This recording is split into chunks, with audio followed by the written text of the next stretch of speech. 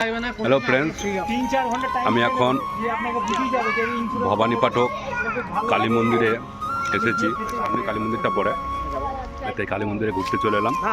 আর এটা হচ্ছে ভবানী পাঠক কালী মন্দির। তো চলুন দেখাচ্ছি কালী মন্দিরটা কেমন।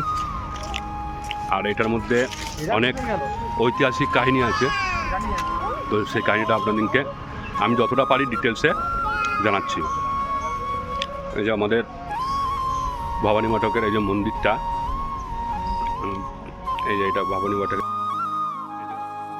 মায়ের মন্দিরের সঙ্গে সঙ্গে এইখানে মা শীতলা মন্দির আছে।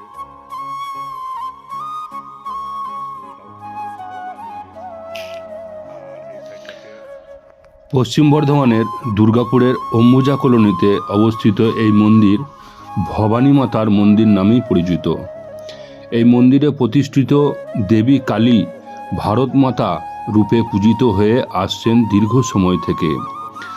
পুজোর সময় মূল মন্ত্র হিসাবে ব্যবহৃত হয় বন্দে মাতারম, জয় জয় ভারতবর্ষম, ঐকং শরণম গচ্ছামি, সত্যম শরণম গচ্ছামি, স্বরাজম শরণম গচ্ছামি।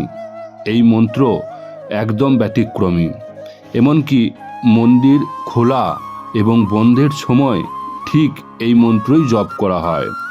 বিভিন্ন সূত্রে জানা যায় আগে এই মন্দির ছিল স্বাধীনতা সংগ্রামীদের একটি বড় আখড়া। মন্দিরের পুরোহিতদের কাছ থেকে জানা যায় বিভিন্ন স্বাধীনতা সংগ্রামীদের এখানে নিয়মিত যাতায়াত ছিল।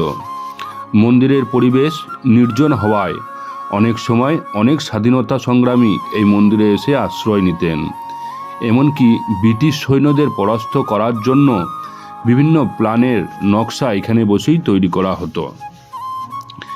এই সময় ভারত মাতা রূপে কালীকে প্রণাম করেই স্বাধীনতা সংগ্রামীরা তাদের উদ্দেশ্যের পথে রওনা দিতেন। এমনকি কথিত আছে দেশ ছাড়ার আগে নেতাজি সুভাষচন্দ্র বসু এই মন্দিরে এসে রাত্রিযাপন করেছিলেন। বিভিন্ন ইতিহাস বিশেষজ্ঞদের মতে স্বাধীনতা সংগ্রামের সময় বিভিন্ন বিপ্লবীরা এই কালীকে ভারত মাতা রূপে পূজা করার সিদ্ধান্ত প্রথম নিয়েছিলেন।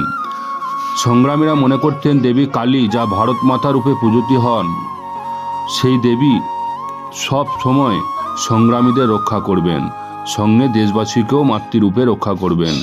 ঠিক আবার তেমনি কালী রূপে শত্রুদের দমনও করবেন তিনি। সেই সময় থেকেই স্বাধীনতা সংগ্রামীরা দেবী কালীর আরাধনা করতেন।